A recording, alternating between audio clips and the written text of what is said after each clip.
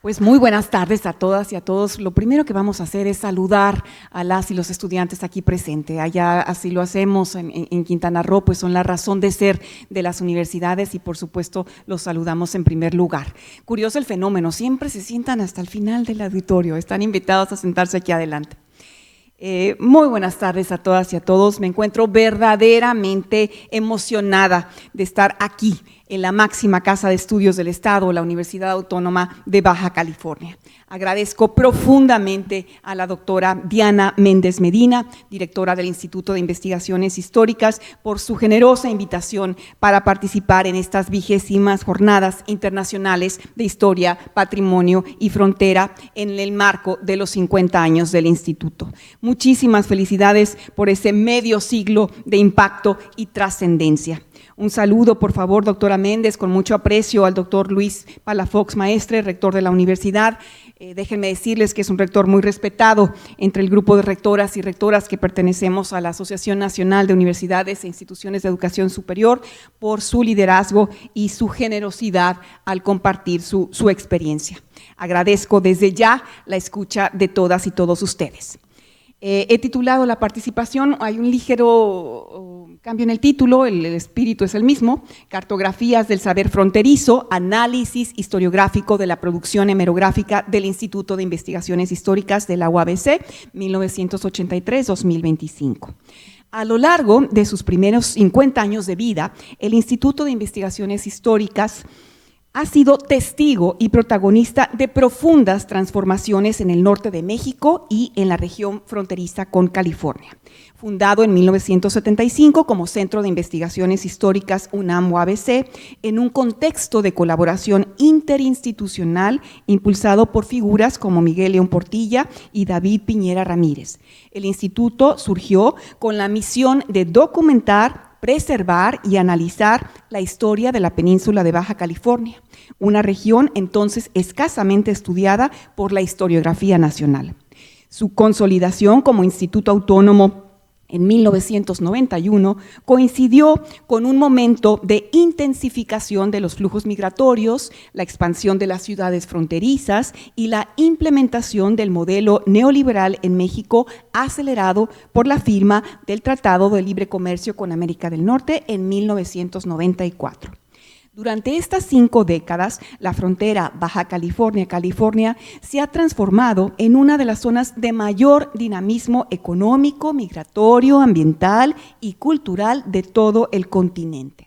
La urbanización acelerada de Tijuana, Mexicali y Ensenada, la consolidación de redes transfronterizas de comercio, el incremento de las deportaciones desde Estados Unidos y las respuestas sociales ante las múltiples violencias estructurales han generado un entramado complejo que exige ser comprendido desde una perspectiva histórica, crítica y situada. El Instituto de Investigaciones Históricas, IIH de aquí en adelante, ha respondido a estos desafíos mediante una sólida producción académica y editorial que ha acompañado y muchas veces anticipado los debates contemporáneos sobre identidad, territorio, memoria, patrimonio, migración, género y frontera. Desde sus primeros trabajos de rescate documental en archivos de México y Estados Unidos, hasta la creación de sus programas de posgrado y la publicación de revistas como Calafia, Mellibó, Estudios Fronterizos, que si bien no es exclusiva del instituto, es una revista interinstitucional de la UABC, y el blog Linderos, el IIH ha sabido renovar sus enfoques, métodos y audiencias, manteniendo su compromiso con la historia regional como eje articulador de proyectos de largo aliento. Su medio siglo de trayectoria representa no solo un legado institucional, sino también un testimonio del papel activo que la historiografía puede desempeñar en la construcción de ciudadanía, en la defensa de la memoria colectiva y en la reflexión sobre los grandes desafíos que enfrenta la frontera México-Estados Unidos en el siglo XXI. Sin duda, el instituto se ha consolidado como un nodo estratégico en la producción de conocimiento histórico desde el norte del país. Su labor excede el campo académico para intervenir en la esfera pública, en el diálogo con las comunidades y en la construcción crítica de una historia regional con vocación internacional. En una región marcada por los cruces, las tensiones y los intercambios, el instituto ha sabido posicionarse como referente epistémico e institucional. El objetivo de esta tarde es analizar la producción hemerográfica del instituto a través de sus principales plataformas editoriales, Estudios Fronterizos, ya no es exclusiva del instituto, pero con participación importante del mismo, Mellibó, Calafia y el blog Linderos. A través de una lectura historiográfica se busca destacar las particularidades de cada proyecto, sus articulaciones con corrientes teóricas contemporáneas y su impacto en la sociedad baja californiana y en el campo de los estudios fronterizos a nivel nacional e internacional. A ver, vamos a iniciar analizando la publicación Estudios Fronterizos 1983-2025 de la migración estructural al poder algorítmico. Fundada en 1983, Estudios Fronterizos nace en el contexto de una frontera norte marcada por profundas transformaciones estructurales. México atravesaba una severa crisis de deuda externa y el modelo económico estaba en transición hacia el neoliberalismo. En Baja California, la expansión de la maquila, la urbanización acelerada y la intensificación de los flujos migratorios hacia Estados Unidos convirtieron a la región en un laboratorio social de primer orden. En sus primeros años, la revista respondió a este entorno con análisis sobre migración laboral e indocumentada, economía maquiladora y ordenamiento territorial, seguridad fronteriza y desplazamientos lingüísticos.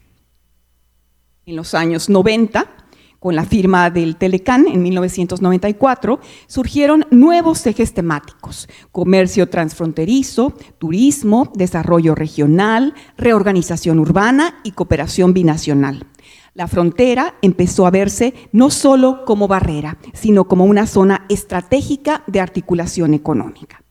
Tras los atentados del 11 de septiembre en 2001, se intensificó el enfoque en la securitización de la frontera, las políticas migratorias restrictivas y la criminalización del tránsito. Esto detonó una reflexión crítica sobre los derechos humanos, la violencia estructural y las condiciones de vida de los migrantes. En la última década, ya con el contexto de la pandemia por COVID-19, el auge del control algorítmico con la inteligencia artificial, las crisis climáticas y las epistemologías decoloniales y feministas, la revista Estudios Fronterizos ha incorporado temas de gran actualidad como fronteras digitales y vigilancia tecnológica, salud mental en contextos de movilidad forzada, refugiados climáticos y desplazamientos ecológicos, cuerpos en tránsito, activismos y afectividad política. Desde su inicio hasta hoy, la revista ha evolucionado en paralelo a la región, reflejando y cuestionando sus transformaciones. Su inserción en bases internacionales confirma su estatura global sin perder su anclaje regional.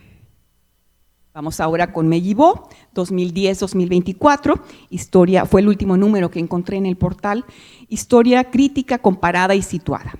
Mellibó surge en el umbral de la segunda década del siglo XXI, un momento marcado por el agotamiento del paradigma historiográfico nacionalista y el ascenso de nuevos enfoques, la historia global, la historia comparada, las perspectivas decoloniales y los estudios sobre género, cuerpo y medio ambiente.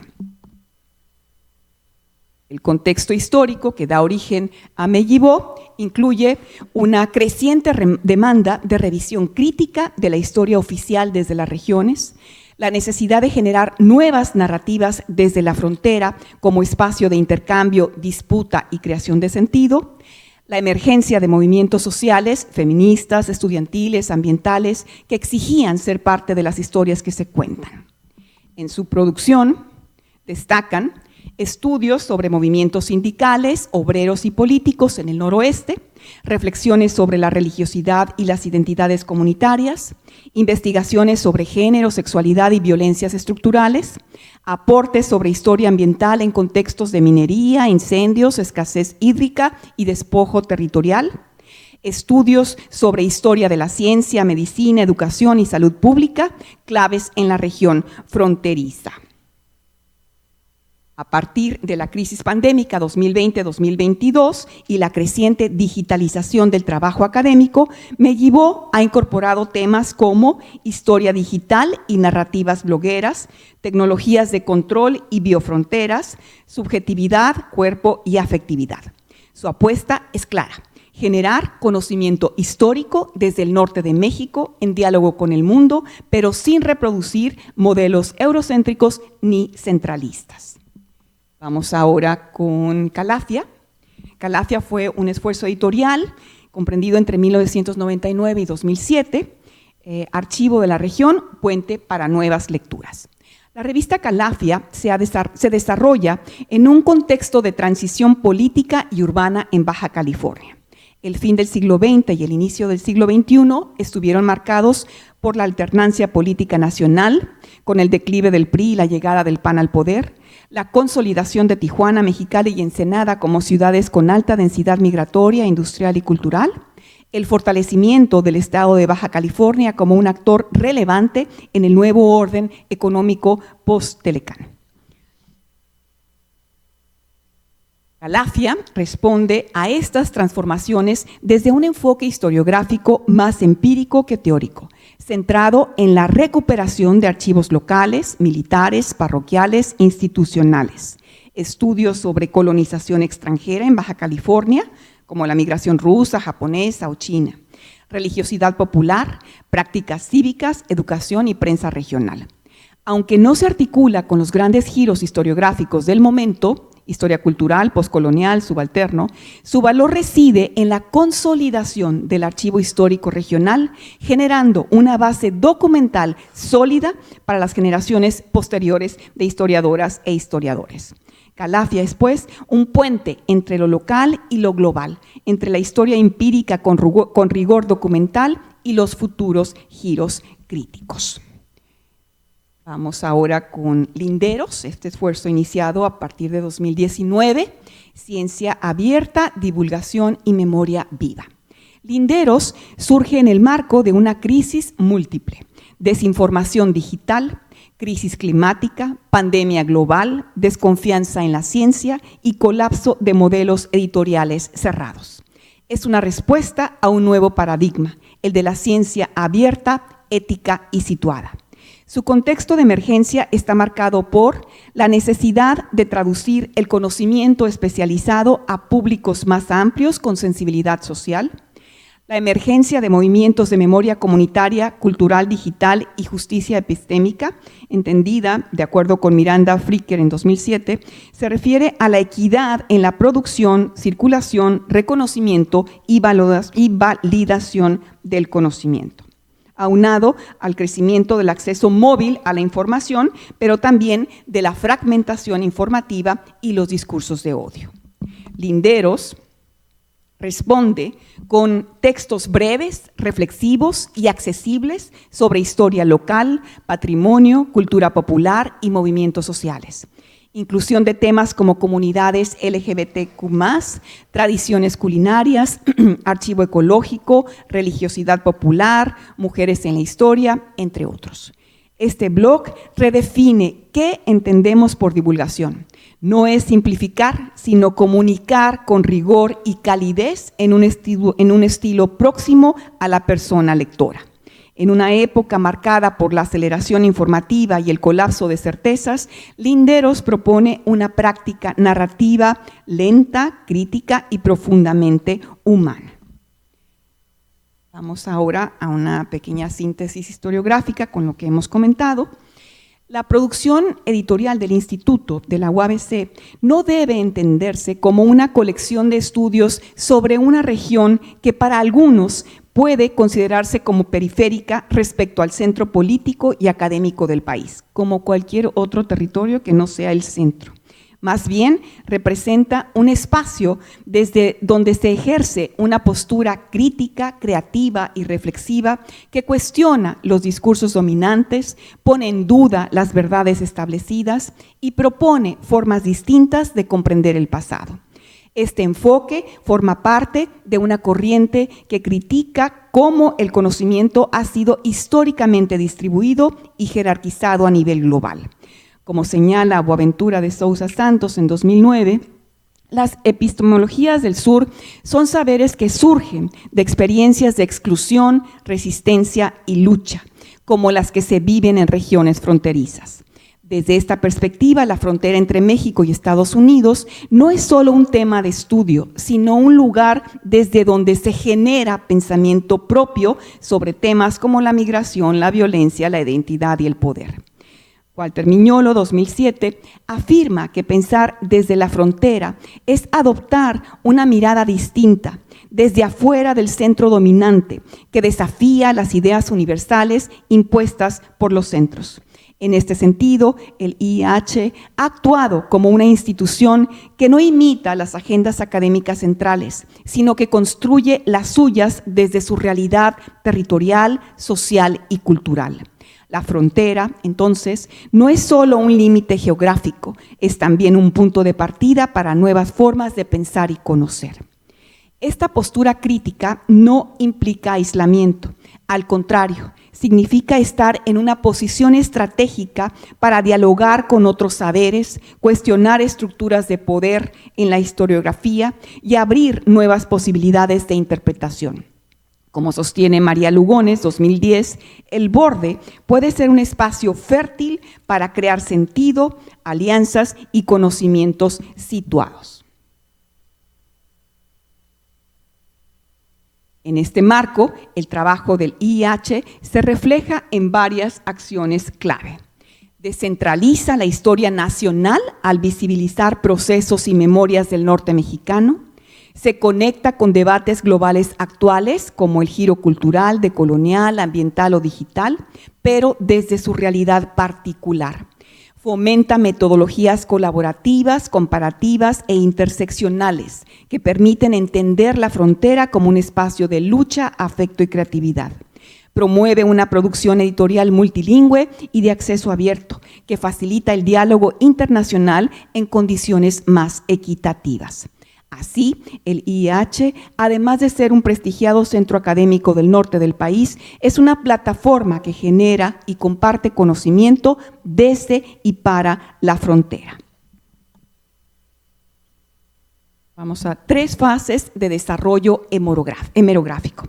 La primera fase sería la fase documental y regionalista que hablamos con Calafia, y esta etapa pues justamente está representada por Calafia, se caracteriza por una orientación historiográfica más tradicional, enraizada en la historia positiva, documental y regional. La prioridad es la recuperación de fuentes primarias y no se articula, como ya señalamos, explícitamente con los giros historiográficos internacionales. Sin embargo, esta etapa fue fundacional al generar el archivo empírico que sirve de base para lecturas más críticas en décadas posteriores. Una segunda fase de la producción historiográfica del Instituto sería una fase crítica y multidisciplinaria representada por la revista Estudios Fronterizos y Mellibó. Esta fase marca un cambio paradigmático a partir de la revitalización de Estudios Fronterizos y la creación de Mellibó. Se inicia una producción marcada por el cruce de saberes y la inclusión de nuevas preguntas, sujetos y escalas. Ambas revistas comparten una apertura teórico-metodológica evidente: microhistorias, cartografía crítica, historia oral, análisis de discursos, estudios culturales y aproximaciones decoloniales. En esta fase se consolida la frontera como sujeto epistémico. No se estudia solo lo que ocurre en la frontera, sino desde la frontera como una posición crítica y política del conocimiento. Y la tercera fase es justamente la fase de ciencia abierta y tecnología crítica. El blog Linderos representa un punto de inflexión en el formato y la función social de la producción editorial del Instituto Inaugura una fase de divulgación con rigor académico, guiada por los principios de ciencia abierta, el acceso público al conocimiento y la experimentación narrativa. Linderos traduce el conocimiento académico a lenguajes afectivos, visuales y digitales, descentralizando las lógicas editoriales tradicionales. Sus aportaciones incluyen publicaciones centradas accesibles, breves y reflexivas, vinculación con comunidades locales, jóvenes, docentes, activistas y públicos no especializados, y hay un uso potencial de tecnologías como realidad aumentada, narrativas transmedia, inteligencia artificial y story maps. Esta fase no es menor, sino complementaria y fundamental en la actualidad. Democratiza el saber, visibiliza otras voces y abre nuevas formas de narrar la historia en un contexto de crisis epistémica y de sobreinformación. Como constantes en la producción hemerográfica del Instituto, podemos mencionar los siguientes. La frontera como sujeto epistémico. La frontera no es solo una zona de análisis, sino una posición de enunciación, desde la cual se produce conocimiento situado, intersticial, que cruza estos límites disciplinarios, híbrido y resistente. Esta perspectiva desafía a las narrativas hegemónicas que reducen a la frontera a espacio de conflicto, violencia o excepción, y la resignifica como espacio generador de saberes complejos y plurales. El punto número 2, pluralidad metodológica y disciplinaria. El Instituto ha logrado reunir en sus publicaciones enfoques históricos, antropológicos, sociológicos, políticos, ambientales y culturales.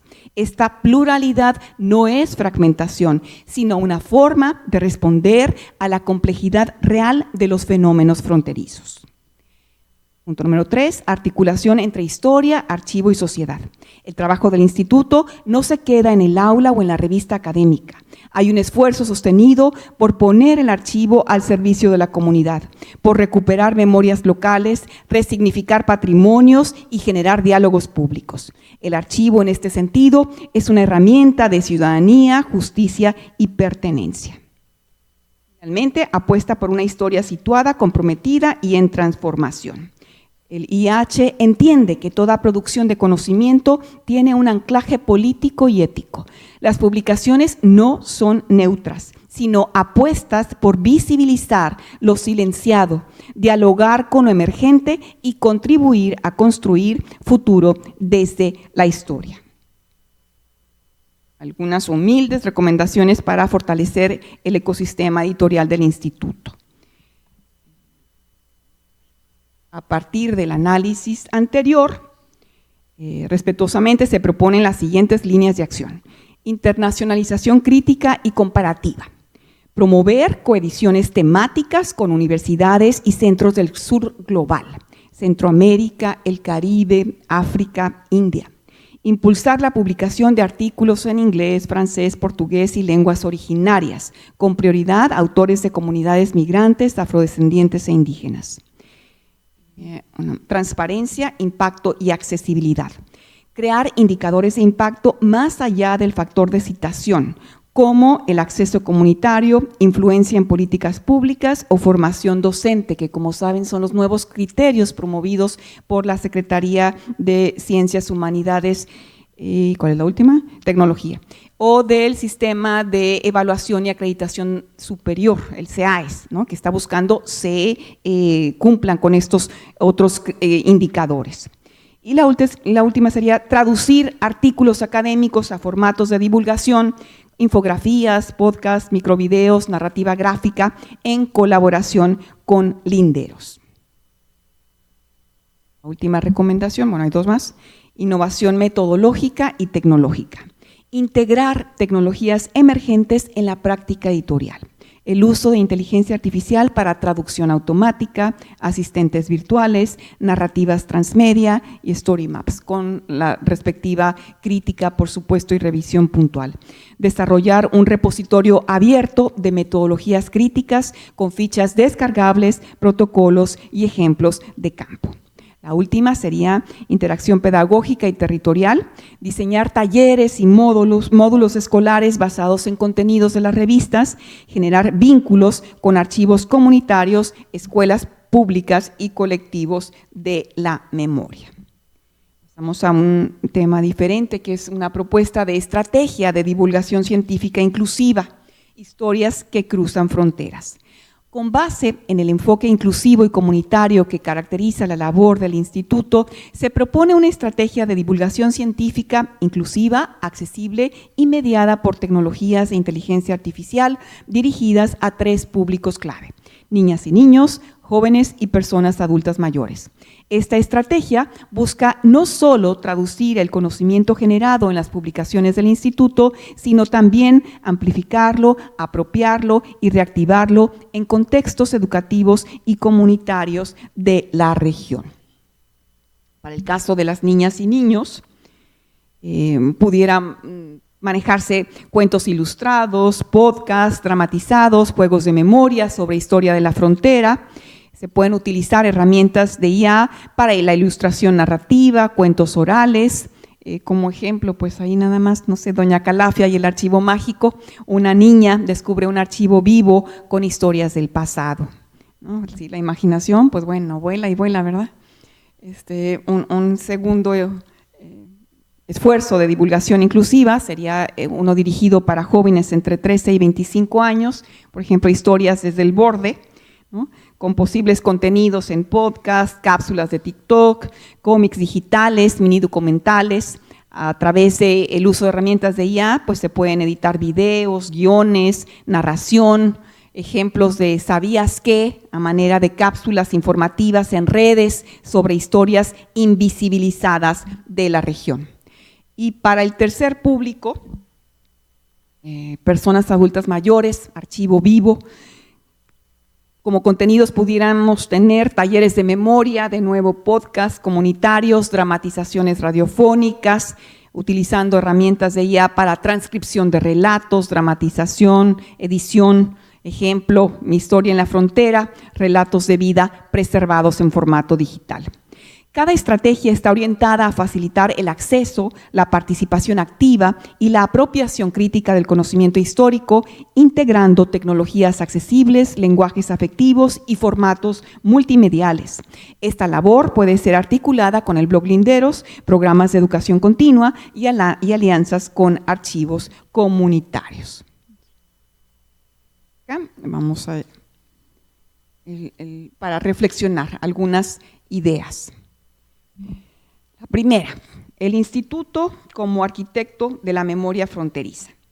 El Instituto de Investigaciones Históricas no solo ha documentado la historia de la región noroeste de México, la ha interpretado. La historia de la región noroeste de México la ha interpretado, interrogado y proyectado desde una postura crítica que cuestiona las narrativas dominantes. Su producción hemerográfica ha operado como cartografías del saber fronterizo, dando lugar a una historia situada y comprometida. Las publicaciones del instituto no son repositorios neutros, como dijimos, son plataformas de disputas epistémicas, donde se han entretejido memorias subalternas, narrativas regionales y voces comunitarias. En una frontera marcada por la movilidad, la violencia, el despojo y la resiliencia, el instituto ha sido voz y memoria. No, todavía no. Hemerografía crítica como herramienta de justicia epistémica. El quehacer editorial del instituto ha sido pionero en construir y preservar una memoria colectiva desde la universidad pública. Sus revistas no solo han difundido investigaciones rigurosas, sino que han promovido el acceso abierto, la interdisciplinariedad y el diálogo transfronterizo. La historiografía generada desde este espacio ha contribuido a la democratización del conocimiento histórico y a una comprensión más plural y diversa del pasado regional. Voy a entrar a un terreno pantanoso, pero hay que discutirlo: el uso de la inteligencia artificial en la historia, riesgo y posibilidades. La incorporación de herramientas de inteligencia artificial, como los modelos de lenguaje de gran escala, plantea una disyuntiva ética y pedagógica para las y los historiadores. Por un lado, automatizar la producción es lo que tenemos que evitar, o promover críticamente su uso y sus alcances. El instituto, en tanto institución con una fuerte vocación crítica, podría impulsar su uso con discernimiento, ética y conciencia histórica. La IA puede ser aliada en tareas como la curaduría digital de archivos, la visualización de datos historiográficos, la traducción de textos, la sistematización de bibliografía o la identificación de patrones en corpus hemerográficos. Pero su uso no sustituye la agencia, el juicio ni la sensibilidad de las y los historiadores. Aquí una propuesta justamente para el uso estratégico de la IA. El instituto puede convertirse en referente nacional e internacional si desarrolla una línea metodológica de historiografía asistida con IA basada en los siguientes principios. Trazabilidad epistémica. Toda intervención de IA debe ser declarada, supervisada y contextualizada en términos historiográficos. Ética de la memoria. La IA no debe replicar sesgos coloniales o invisibilizar saberes locales. Complementariedad crítica. La tecnología debe de ser aliada, no reemplazo del pensamiento del historiador o la historiadora. Formación docente estudiantil. Incorporar la IA en seminarios, talleres de redacción y formación archivística con enfoque crítico. Humanización de la tecnología. Desde la historia se puede contribuir a generar un uso reflexivo, situado y justo de la IA. Del archivo al algoritmo, un nuevo campo en disputa. La frontera ya no es solo un espacio geográfico disciplinar, también es un umbral tecnológico. En ese cruce entre archivo y algoritmo, el IIH tiene la oportunidad de consolidarse como un actor estratégico en el debate sobre la historia digital, los derechos digitales, la ética algorítmica y la soberanía de la memoria. No se trata de reproducir historias sobre la IA, sino con y contra ella, en un gesto profundamente historiográfico, preguntar de dónde viene, qué oculta, a quién beneficia y cómo la narramos. Último punto, legado y porvenir hacia una historia crítica aumentada. El legado del instituto es innegable. Ha construido una narrativa histórica desde la frontera, para la frontera y más allá de la frontera. En esta nueva era, marcada por la inteligencia artificial, el instituto puede liderar una nueva etapa de producción hemerográfica crítica aumentada. Esto de aumentada es producto de la combinación de la inteligencia humana con la inteligencia artificial, que integre tecnología sin ceder la ética y que amplíe la memoria sin borrar sus raíces. En tiempos de automatización acelerada, el pensamiento histórico sigue siendo un acto radical: recordar, resistir y reimaginar. El instituto está en posición de enseñar al país que hay fronteras que no dividen, sino que piensan. Y a manera de reflexión final, a lo largo de estas 5 décadas, el Instituto de Investigaciones Históricas de la UABC ha trascendido su papel como generador de conocimiento regional para convertirse en un nodo intelectual con proyección nacional e internacional. Desde la frontera México-Estados Unidos, el Instituto ha consolidado una historiografía crítica situada y comprometida que no solo da cuenta del devenir del noroeste mexicano, sino que interpela las narrativas hegemónicas y reivindica memorias históricas frecuentemente marginadas. Este trabajo cobra nuevo sentido en la era digital. La irrupción de la inteligencia artificial en los campos educativo, científico y editorial no solo transforma nuestras herramientas, sino también nuestras preguntas, nuestros métodos y nuestras responsabilidades. En este contexto, el Instituto de Investigaciones Históricas tiene la oportunidad y el desafío de liderar esa transición hacia una historiografía crítica aumentada, aquella que aprovecha las capacidades de la IA para ampliar el acceso a fuentes, visualizar procesos complejos o diversificar formatos sin sacrificar el rigor, la trazabilidad ni la ética del conocimiento.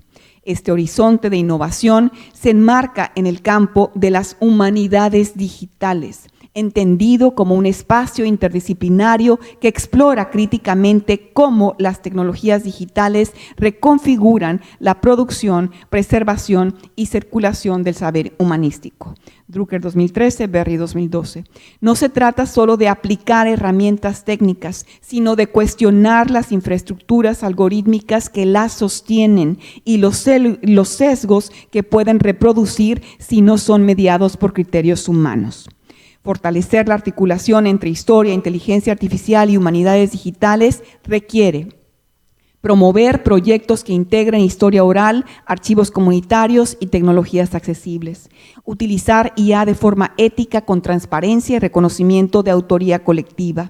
Fomentar una alfabetización digital crítica entre el estudiantado y el personal académico. Participar en redes que promuevan los usos sociales y éticos de la IA en las ciencias humanas. Frente a la opacidad algorítmica y la sobreinformación contemporánea, narrar con claridad, pensar históricamente y actuar con ética se convierten en actos de resistencia intelectual. En este marco, nuevamente, felicito profundamente al Instituto de Investigaciones Históricas de la UABC por sus 50 años de vida. Su trayectoria ha sido fundamental no solo para Baja California, sino para el diálogo histórico en clave transfronteriza y global.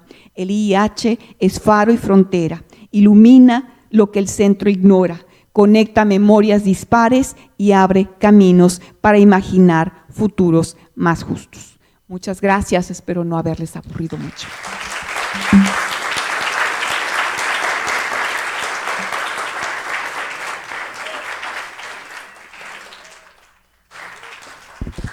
Muchas gracias, doctora Fiorentini. Sin duda, lo que nos acaba de compartir nos deja varios elementos para pensar, para proyectar, para reflexionar, y por eso damos un espacio al público para ver las inquietudes, los comentarios, las dudas que puedan vertir aquí a la doctora Fiorentini. Entonces, ¿quién quiera participar?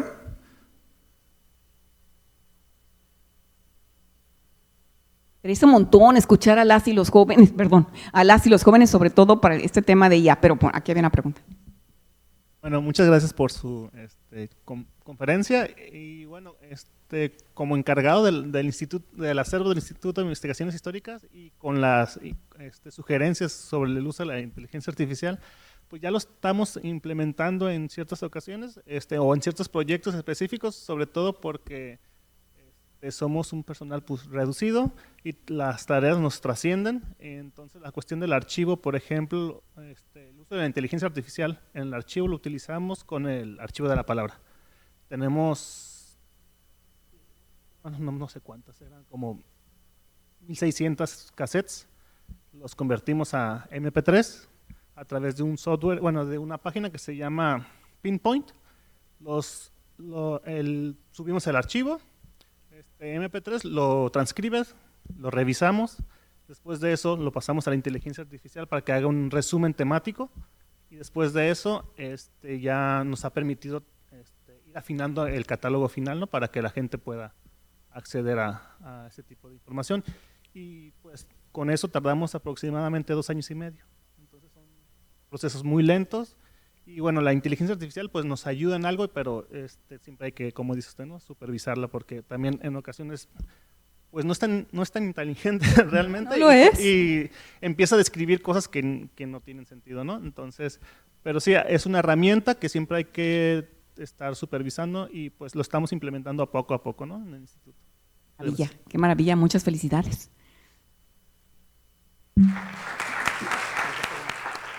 ¿Alguien más? Ya voy con ustedes, chicos, chicas.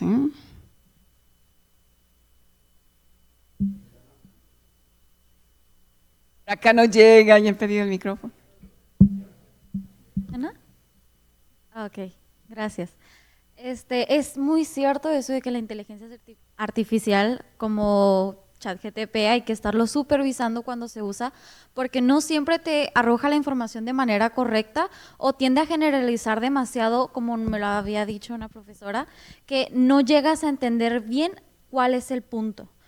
A mí me gusta mucho utilizar ChatGPT, pero cuando busco que me mande URLs de fuentes de información, porque sí, es muy complicado a veces estar navegando en Google para encontrar información específica, porque yo pongo un título de alguna información que yo estoy buscando y no me aparece, o me aparece que está en la página 71, que tengo que estar dándole y dándole y dándole. Entonces suelo usar estas aplicaciones para que le digo, oye, ¿me puedes ayudar a encontrar tal información o me puedes enviar artículos de páginas serias sobre esta clase de información porque la estoy necesitando? Entonces me envía los links y yo ya voy a las páginas, las leo y ya me encargo de hacer yo mi propia investigación. No le pido que me lo diga todo, a menos que esté muy ocupada, le pido que ella, o bueno, la app me lea el informe mientras estoy realizando mi propia redacción. No le pido que me haga los textos, pero suelo pedirle que me identifique las palabras que repito mucho en el texto y me suelte adjetivos que pueda utilizar. No siempre utilizo todos los que me da, porque obviamente no siempre, como dicen, no es tan inteligente y a veces te da un adjetivo que tú dices, bueno, es que no queda con el tema. Y sí, es muy importante normalizar el uso de manera responsable y ética de las inteligencias artificiales, porque si no, un trabajo que yo pude haber hecho en 1 hora, me tomó 7 porque no encontraba la información y no me quedó tan bien porque no encontré las páginas donde la pude encontrar.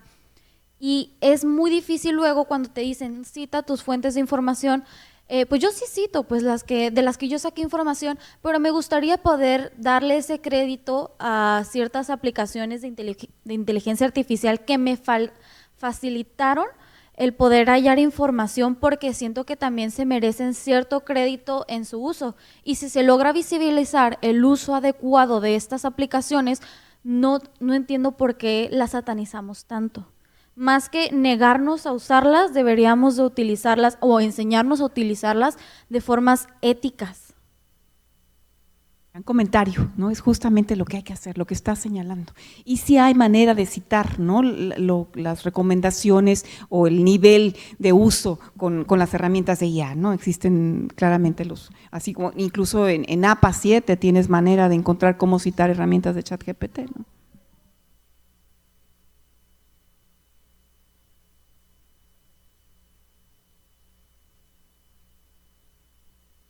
Tu trabajo. Pues muchísimas gracias, doctora Fiorentini, por todo el trabajo que hay detrás de esta conferencia magistral, ¿no? O sea, revisar publicaciones, distinguir periodos, distinguir temáticas y hacer propuestas. Y en ese sentido, mi pregunta es, ¿cuáles son los retos que usted ve, y es una inquietud muy desde la disciplina, para lograr esta comunicación pública de la historia, ¿no? O sea, yo no me saco de la mente cómo todavía Comex nos pone con ese color gris aburrido a los historiadores. No sé si han visto que en la paleta de colores de Comex existe un color historiador que es como una cosa entre gris y crema, así la cosa más aburrida. ¿Cómo llevamos este conocimiento que a nosotros nos apasiona, en el que encontramos un sentido de reflexión, un sentido de esperanza, un sentido de cambio? ¿Cómo lo llevamos a otros sectores de la sociedad para dejar de ser esa caracterización del gris aburrido que pues parece estar lo más alejado de la vida que se puede, ¿no? Gracias por la pregunta, por el comentario. No me he dado cuenta del color Comex historiador, Dios santo, vamos a buscarlo. Creo que el tema principal es el lenguaje que utilizamos. Habría que identificar perfectamente al público al que queremos dirigirnos, entender cómo se comunica un niño de 12 años, un joven de 18, una persona mayor, qué le interesa. Creo que es un ejercicio más bien de comunicación. Tendríamos que vincularnos sobre todo a este estudio del destinatario del mensaje, porque creo que todo lo que hacemos es perfectamente comunicable. Sin embargo, hay temas que son de particular interés de ciertos grupos y creo que el éxito es el vehículo de comunicación y el lenguaje, ¿no? Creo que ese es el secreto, ¿no? Pienso, no estoy convencida de que a un joven de 15 años que desgraciadamente en nuestro país, como en muchos otros, lee poco, ¿no? Difícilmente un texto mayor a una cuartilla va a tener algún efecto. Hay que buscar cómo hacerle digerible ese contenido para que realmente sea atractivo. Creo que aquí es un ejercicio de comunicación principalmente, y como historiadores tendríamos que estar mucho más conscientes del valor del mecanismo para comunicar, ¿no? Incluso en el ejercicio de divulgación de la ciencia en la universidad tenemos problemas porque le pedimos a las y los investigadores. Hay muchas cosas que me gustaría que se difundieran sobre todas las investigaciones que hacen, y lo que entregan es el paper de 35 cuartillas pensando que eso es lo que queremos comunicar. No, no lo es. Entonces las y los historiadores tendríamos que tener pues un mejor radar y una mayor capacitación en los mecanismos de cómo comunicar, porque es un ejercicio eminentemente comunicativo, de comunicación, creo. Gracias. Déjeme decirles que agradecí profundamente el ejercicio, me regresó el alma al cuerpo, la salud mental, ¿no? Dejé de pensar en si tenemos dinero o no para pagar la siguiente nómina por unas semanas. Perdón, por acá, por favor. Alegramos más, ¿eh? Pienso que interpreto el sentir antes del instituto. Considero que esta exposición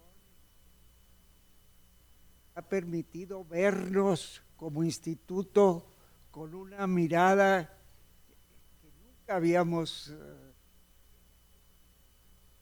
nos podíamos ver, ¿verdad?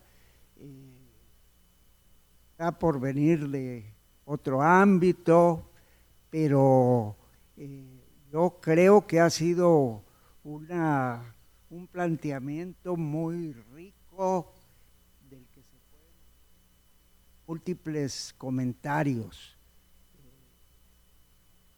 Desde luego, cada analítica, profundidad,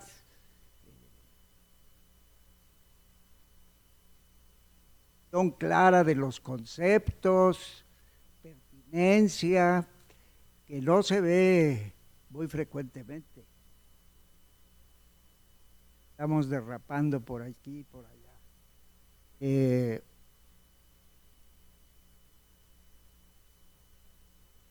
Yo pienso, entre otras cosas, que influye en esta percepción tan pues en que nació en estas tierras, ¿verdad? Frontera, en Mexicali, ¿verdad? Tiene la noción clara, la vivencia de la frontera norte. Y a eso hay que agregarle la vivencia de la frontera sur. Es extraordinaria, yo he tenido oportunidad de echarle ojo de pasadita.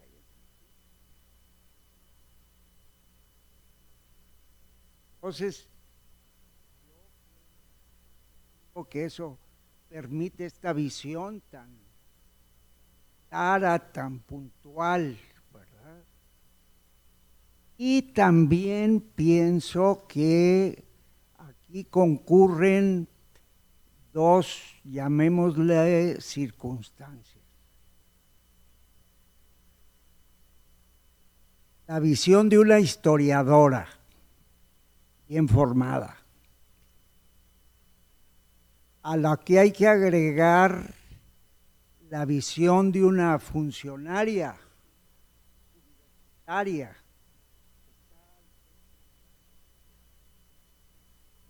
autónoma de Quintana Roo.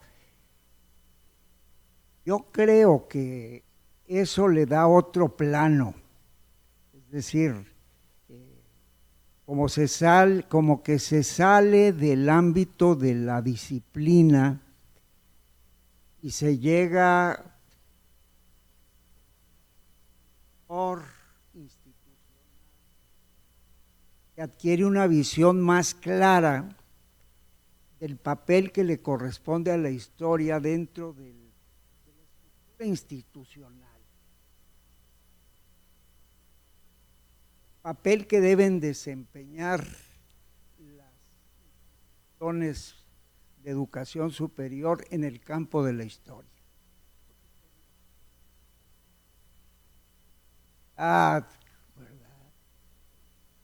Bajar los conceptos al nivel del conglomerado, el rigor metodológico, ¿verdad?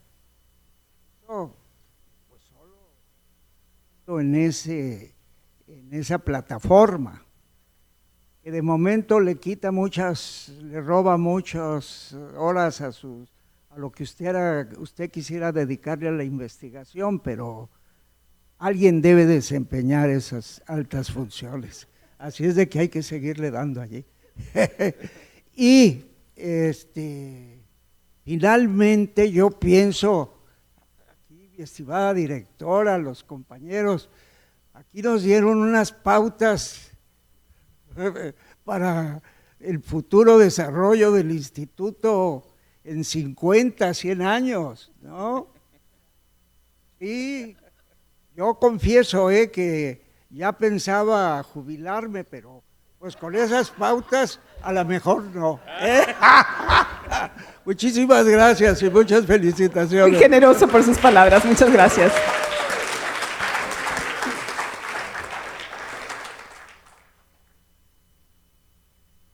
Doctora, muchas gracias por su conferencia. No tenía yo esta dimensión de lo que ha hecho el instituto respecto a las publicaciones. Qué bueno que visto desde otra frontera, otro ángulo, otra península, pudo percatarse e iluminarnos sobre lo que hemos hecho o estamos haciendo en el Instituto de Investigaciones Históricas. Por supuesto, hay muchas tareas de las que usted ha enunciado. Yo creo que una primera tiene que ver con el sistema de evaluación que tenemos los académicos.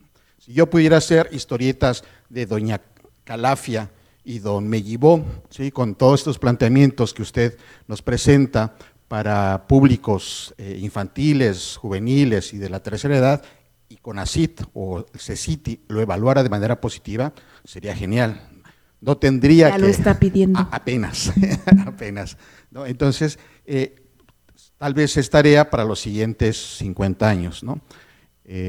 Ahora, también tenemos una brecha generacional entre los que manejan muy bien el ordenador y los que, pues por justo formación distinta, no se han acercado a las tecnologías, ¿no? Usted, además de ser una excelente historiadora, pues también tiene su formación como ingeniera en sistemas. Entonces, es una diferencia significativa. La inteligencia artificial, por supuesto, que hay que mirarla también desde la mirada ética, ¿no? Ya lo comentaba la alumna respecto a lo que se le pregunta a ChatGPT o a cualquier otra de las herramientas que tenemos, incluso ya en el celular, y no saber hacer las preguntas adecuadas es lo que uno llega, nos entregan las tareas y dice, bueno, pues esta no es la manera en que redacta, en que se expresa una alumna o un alumno de la licenciatura.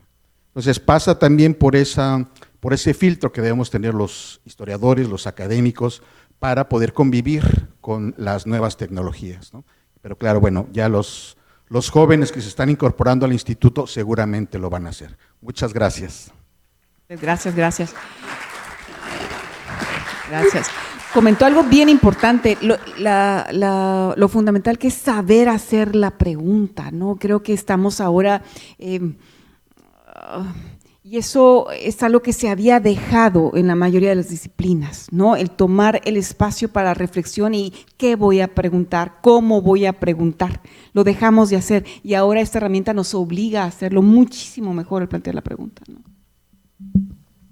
Bueno, buenas tardes, muchas gracias, doctora Fiorentini. Yo quería solamente hacer un comentario, porque recientemente en julio la American Historical Association publicó una guía que creo que le puede ser útil tanto a las estudiantes y los estudiantes de la maestría y del doctorado en historia, como a los y las estudiantes de la FEIRI, que se llama Guiding Principles for Artificial Intelligence in History Education, en donde pues da como muchas pautas sobre cuándo puede ser muy útil el uso de la inteligencia artificial en la escritura, cuando a veces, pues digamos como que no se puede, pero también justo pensar en los dilemas éticos, pero también en los dilemas ambientales y pues sobre todo privilegiando el uso de software libre, ¿no? También pensando en este tipo de cosas, en los que creo que tanto el instituto como la UABC pueden ver un campo de oportunidad justamente para promover el uso de este tipo de tecnologías en la producción académica, teniendo en cuenta pues como estas líneas. Muchas gracias y también por la lectura del blog y de todos los esfuerzos que hemos estado haciendo recientemente en el instituto. Me divertí muchísimo. ¿Alguien más?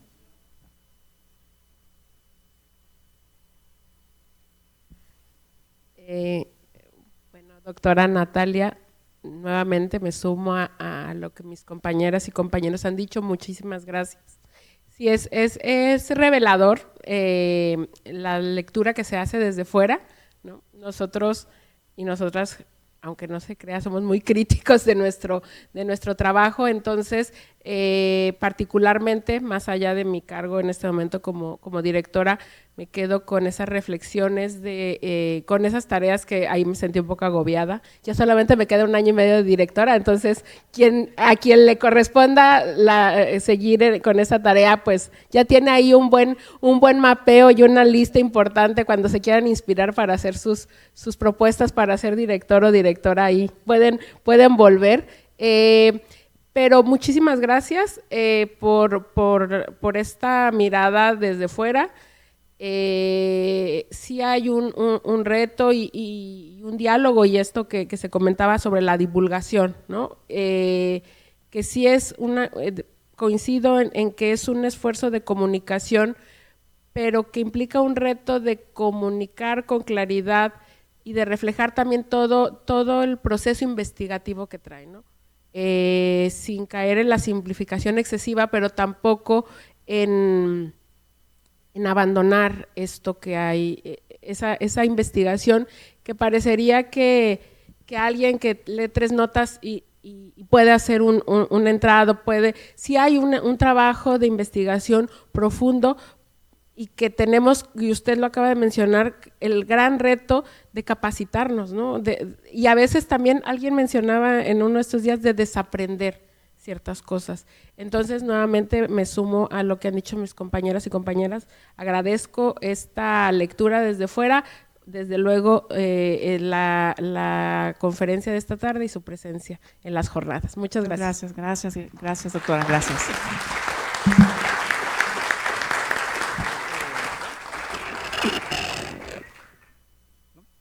Bueno, yo igual, como parte de este bloque joven del instituto, comentarle que la inquietud y el interés pues está, ¿no? La misma universidad, aquí en la UABC, nos oferta cursos intersemestrales sobre gamificación, inteligencia artificial, realidad aumentada. Creo que vamos a coincidir todos los que estamos aquí que hemos tomado los cursos, que lo que hemos logrado con eso es dejar PowerPoint y pasar a Canva, por lo menos, ¿no? Pero ya es un avance, ¿no? Hacer un poco más dinámicas las presentaciones. Justo ayer también platicaba con Alexis, que participó hace un momento, sobre la posibilidad de trabajar en algún proyecto de divulgación, tal vez pensando en un cómic que a partir de la historia de Tijuana o de Baja California, ¿no? Entonces el interés está ahí.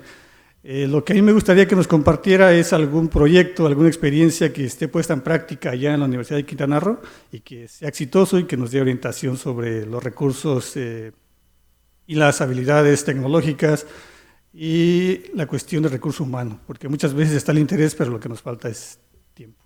Sobre todo nosotros que somos una unidad pequeñita, como que hay proyectos, hay intenciones, pero al final lo que nos falta es recurso humano, recursos tecnológicos y el personal. Entonces, ¿nos pudiera compartir algo al respecto? Estamos igual incursionando, capacitándonos, sensibilizándonos, ¿no? en el uso docente, en el uso como herramienta para investigación, y estamos sobre todo ahorita también utilizando el tema de inteligencia artificial. Estamos capacitando sobre todo a bachilleratos, ¿no? Todos los sistemas de educación media superior ahí en Quintana Roo, en materia de uso de inteligencia artificial, buscando también generar este interés en vocaciones STEM, en vocaciones de datos, de ciencias de datos, para jalarlas como estudiantes a la universidad, ¿no? Desgraciadamente, carreras tecnológicas tienen muy poca demanda en el sur, ¿no? Entonces ahorita a través de la inteligencia artificial estamos tratando de impulsar el talento que requiere la región para otras vocaciones productivas. Me gustaría, en casa de herrero, asadón de palo, como dicen, ¿no? Entonces estamos también convenciendo, porque ahí sí hay una resistencia de utilizar otros lenguajes, porque lo primero que se señala es que el Sistema Nacional de Investigadores no reconoce este esfuerzo, ¿no? Entonces ahora, afortunadamente, creo que desde esta nueva política federal, desde la CECITI, en donde se ha privilegiado pues la divulgación y el impacto, ¿no? Entonces creo que eso nos va pues a poner el incentivo necesario para que, si ya no es por convicción o autoconvencimiento, pues ya es por el incentivo que te lleva en la dirección que necesita el país, porque es evidente que ahora con el uso de inteligencia artificial pues vamos a perder muchas cosas, ¿no? En el tema de la sociabilidad, en cómo nos comunicamos, y es justo a través de las humanidades, a través de la historia, como podemos seguir siendo humanos. Entonces creo que la inteligencia artificial nos revitaliza